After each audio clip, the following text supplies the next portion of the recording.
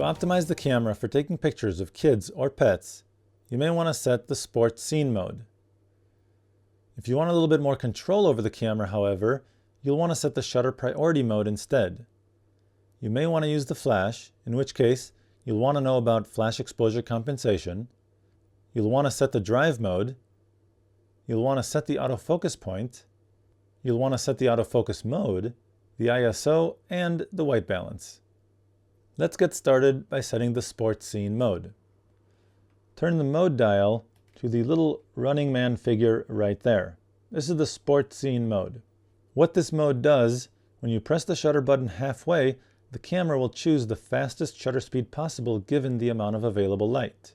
However, the ISO is set to automatic and the white balance is set to automatic as well. For a little bit more control over these functions, you'll want to set the shutter priority mode instead. To set the shutter priority mode, turn the mode dial to TV. This stands for time value and allows you to set the shutter speed while the camera automatically sets an appropriate aperture. To set the shutter speed, simply roll the main dial at the top of the camera. You'll want to increase the shutter speed so that the subject in your image doesn't turn out blurry. I'll start with 1/250th of a second. Now, depending on the distance of your subject from the camera, you may or may not want to use the flash. You also want to consider the shutter speed when using the flash, because by using the flash, you're limiting the shutter speed to 1/200th of a second. And depending on how fast your subject is moving, that may not be fast enough. Shutter speed went down to 1/200th of a second. If you're going to use the flash, you'll want to know about the flash exposure compensation. This will allow you to increase or decrease the power of the flash. Go ahead and press the quick menu button right here and use your navigation buttons to move around, choosing the flash exposure compensation field. Now use the main dial at the top of the camera to change this value. Before changing it, however, I would recommend setting it to 0 and taking your first picture there. Press the quick menu button to escape. With the flash exposure compensation set to 0, you can take a picture and then really know whether the flash strength needs to be increased or decreased. Because we have a fast-moving subject, let's go ahead and change the drive mode.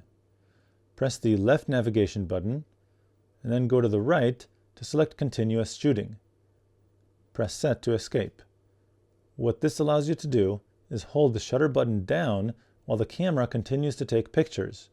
This is great when you want to track the subject as the camera is continuously taking pictures. Now let's go ahead and set the focus point. To do so, press this button right here. This is the autofocus point selection tool. If I'm panning to the right, for example, I'll choose this focusing point up here. The reason being is as I'm tracking the subject, I want that focusing point over my subject. And I don't necessarily want the subject to be in the center of the frame for a better composition.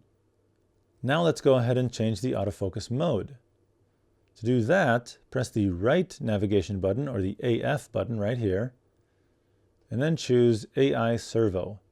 What this does is it won't wait for the camera to lock focus before allowing you to take the picture. It will continuously focus on the moving subject as long as that focusing point is over that subject. Go ahead and press set to escape. Now let's set the ISO. Press the ISO button right up here at the top and use the navigation buttons to choose the proper ISO setting. Usually I actually leave this at auto ISO because the camera does a pretty good job of setting an ISO for you. Now let's go ahead and set the white balance. I'll press the up navigation button or the WB button right here. Now I'll use either the navigation buttons or the main dial at the top of the camera to choose the appropriate white balance. If we're outdoors, I'll go ahead and choose daylight. If it's a cloudy day, however, I'll warm up the tones a bit by choosing cloudy. Go ahead and press set to escape. Now with the camera optimized for kids and pets, go ahead and align your focus point with the subject and press the shutter button halfway. You may need to continuously track the subject as they're moving.